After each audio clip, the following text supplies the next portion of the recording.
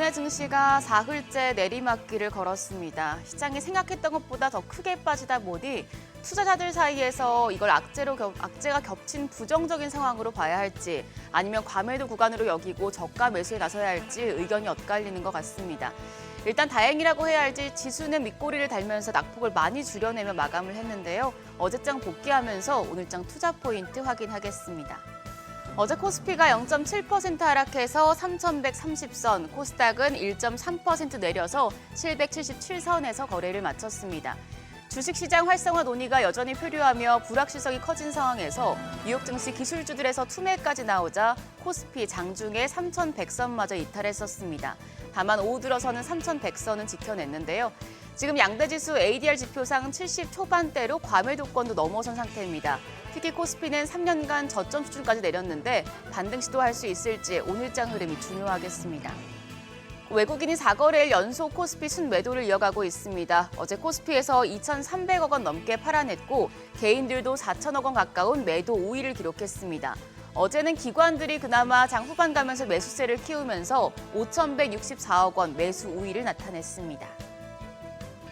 코스닥 시장에선 메이저 수급주체 양매도가 이어졌습니다. 외국인이 426억 원 팔아냈고 기관도 855억 원 매도 우위였습니다. 개인만 홀로 1,572억 원 순매수했습니다. 코스피 시가총액 상위 10개 종목에선 상승 종목이 더 많았습니다.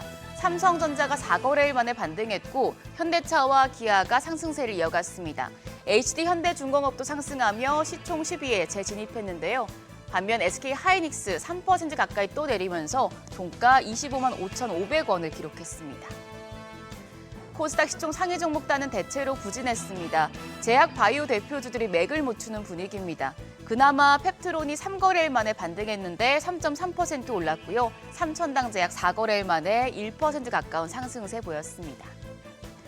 환율이 다시 1,400원을 목전에 두고 있습니다. 어제 정기장 마감 시간 달러 대비 원화는 7원 50전 상승에 1,398원 40전에 거래를 마쳤습니다.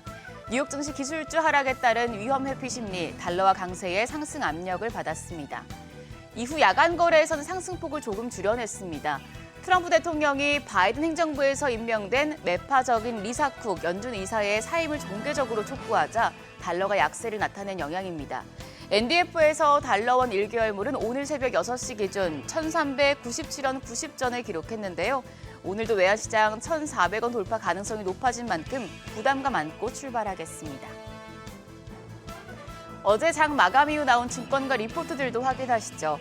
최근 투자자들에게 실망감을 안겨준 원전과 조선 쪽에 대해서 여전히 비중 확대를 제시한 리포트들이 발표됐습니다. 우선 메리츠증권은 원전 업종에 대해서 V자 반등이 가능하다고 밝혔습니다. 어제 한수원과 웨스팅하우스 간 합의문 관련 노이즈 하락세를 이어갔지만 낙폭을 빠르게 줄여내는 모습이었는데요. 메리츠증권은 일부 정보가 공개된 것으로 원전의 해외 수출이 완전히 막혔다고 보면 안 된다고 밝혔습니다. 수출 제한 지역 합의에도 미국 정부 주도하에서 웨스팅하우스와 JV 등 다양한 사업 형태로 미국 시장에 진입할 가능성이 있다는 겁니다. 로열티 역시 글로벌 원전 시장의 타이트한 수급을 고려하면 고객사의 전가가 가능하다는 분석을 내놨습니다. 메리츠증권은 원전 사업이 단기적으로 급락 이후에 V자 반등을 나타낸 경우가 많았다며 이번에도 한미 정상회담과 두산 에너빌리티의 4분기 수주, 10월 말로 예정된 경주 에이펙 정상회의 등이 트리거로 작용할 수 있다고 내다봤습니다. 그러면서 두산 에너빌리티와 현대건설, 한국전력에 대해서 모두 여전하게 긍정적으로 판단을 했고요. 유한타증권은 조선업종에 대해서 비중 확대 의견을 유지했습니다. 일각에서 마스가 프로젝트로 인해서 주요 선박 건조 사업이 미국에 잔류하면서 국내 조선업체들의 수혜가 크지 않을 것이라는 의견이 나오고 있는데요. 유한타증권은 이럴 가능성이 매우 제한적이라며 미 해운 함정 건조는 완전 건조하기 어렵지만 선박 블록 건조 계약을 따낼 가능성이 높다고 판단을 했습니다. 이 과정에서 대형 조선업체들이 가장 수혜를 볼 것이라며 탑픽으로는 HD 한국조선해양을 제시했습니다. 해당 보고서 내용들 투자하실 때 참고하시죠. 일정입니다. 오늘 FOMC 의사록이 새벽에 공개됐고 잭슨홀 미팅이 이뤄집니다. 우리나라 8월 1일부터 20일까지 수출입 발표가 되니 확인하시고요. 또 코스닥 시장에는 로고 디지털 엑스레이 이미징 기업인 JPI 헬스케어가 상장합니다. 어제 상장했던 한라캐스트는 시장 전반 투심이 약해지면서 상장 당일에도 수익률이 크지 않았는데요. JPI 헬스케어 어떤 성적표를 받아들지 체크하시죠. 어제 시간의 거래에서는 의료 AI 관련주가 강했습니다. 게이츠재단이 국내 바이오 업계와 국제 보건 투자 방향과 백신, 치료제, 진단기기 개발 진행 상황을 논의한 이후 의료 AI 쪽이 부각됐는데요. 빌 게이츠 이사장이 오늘 방한에서 이재명 대통령을 만나는 만큼 관련주 상승세 이어갈지 주목되고 있습니다.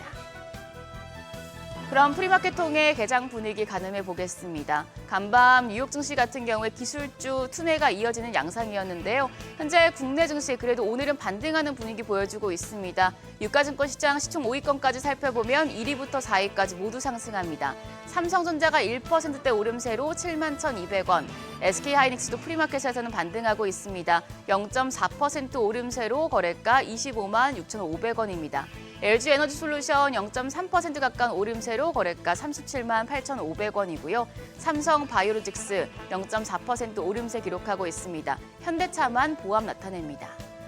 이어서 코스닥 시장입니다. 코스닥 시장에서는 시총 5위권까지 전 종목이 상승불 켰습니다. 현재 알테오젠이 0.5% 가까운 오름세로 42만 3천원, 에코프로비엠이 0.7% 강세로 거래가 13만 1,100원 나타내고 있고요.